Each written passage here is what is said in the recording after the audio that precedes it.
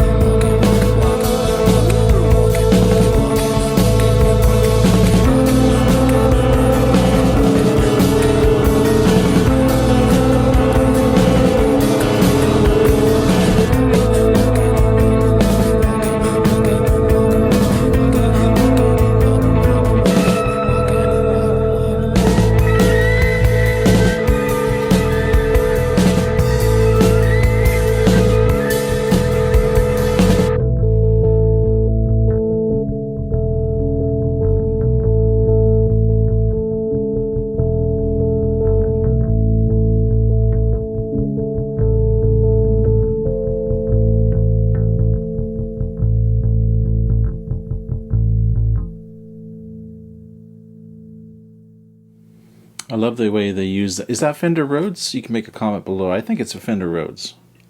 They seem to use that a lot, and when they put it in the headphones in the mix, the way they produce it, it's just you're just right. It's right there. It's almost like you're inside the Fender Rhodes, and it's just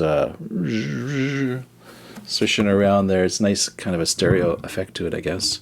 That was a relaxing song. That was probably the first song that really, really relaxed me. and I feel very relaxed now. And even though I was sort of impelled to figure out some of those chords, so it's a A minor and then C sharp minor. How about you? What do you guys think? Is this album all relaxing to you? Do you put on this album to relax to? Because I think in general, it's kind of an introvert album. Unlike the last album, OK Computer, it's kind of more like a, you could put it on almost with, have friends over and have a party and put it on in the background. Whereas this album, I guess you could, depending on your friends, if they're open-minded people and like good music. They're not putting too much emphasis on pop songs. I don't think I've heard really anything that's a pop song. The one that was kind of poppy a little bit, had a bit of a U2-ishness to it or something. But yeah, they're definitely not caring about making hits, and thank God for that. Motion picture soundtrack, here we go.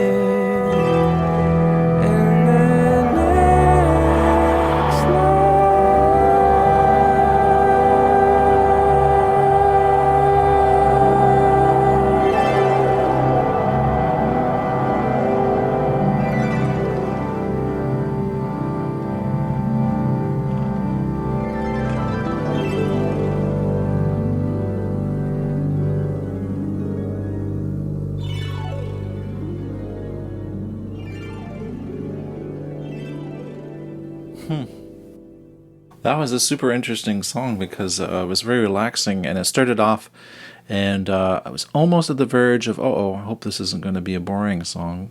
It started off, so slow and quiet. Then the harps came in there, and there's sort of a slight dissonance. There's a slight offness to it, and I think you could hear that more right at the end.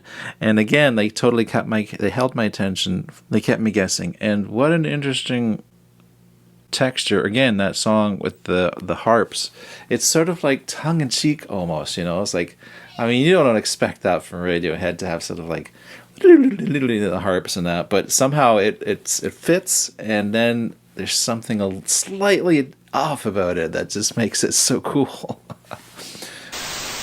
Which brings us at last to the moment of truth. You know, I just realized it's like, that's been over an hour, I think, now. And, you know, this is flying by. I'm enjoying this. So, what are we going on to now? Oh, wait a second. Duh, that was the last song. I thought there was another track. I guess actually what I've said just kind of sums it up, didn't it?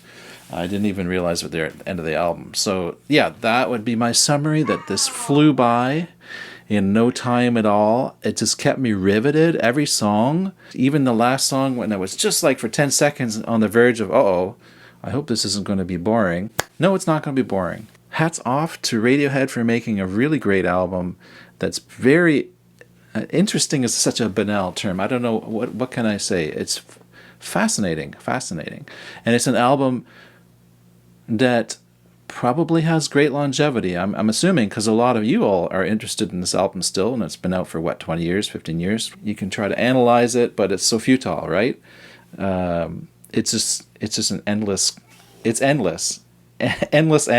analysis. There's no end to it, and I guess maybe that's what makes art great, because you can never stop talking about it. And my channel is about prog. We do a lot of prog rock here, and there's albums that were released 50 years ago, Close to the Edge by Yes, for example. 50 years later, people are still hand-wringing about, oh, this is my favorite album, and I love this, and endless a chatter about something. I guess that's what makes it great, because people never get tired of talking about it. That's an achievement. Certainly I would be proud if I had anything to do with that album. I've really enjoyed this. I hope you have too. I hope you left a thumb up if you haven't. I hope you've subscribed if you haven't. Hit the bell icon. Consider joining on my Patreon. And we'll spiral out now and talk to you later. Bye.